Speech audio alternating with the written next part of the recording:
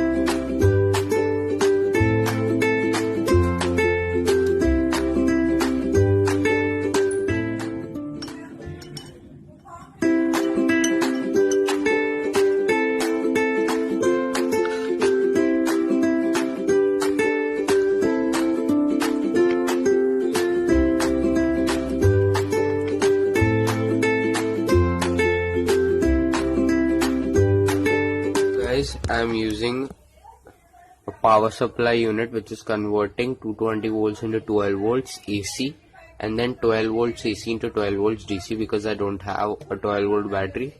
You can use a 12 volt battery if you have, or you can use anything you have in your home. Try your best.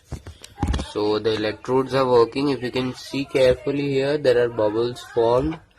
The salt is acting as a catalyst, and these bubbles at the negative terminal are the hydrogen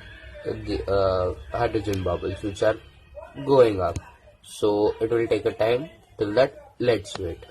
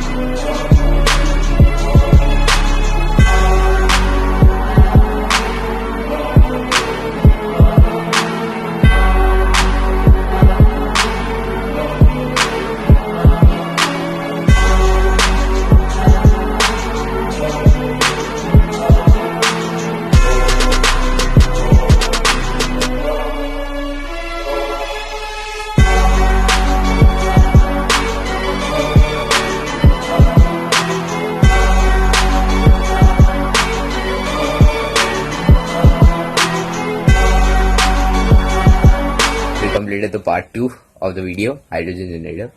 Now in the next video, of course, we are going to upgrade the repulsor and add some new new objects and more upgrades to the hydrogen generator and repulsor. I gotta think more.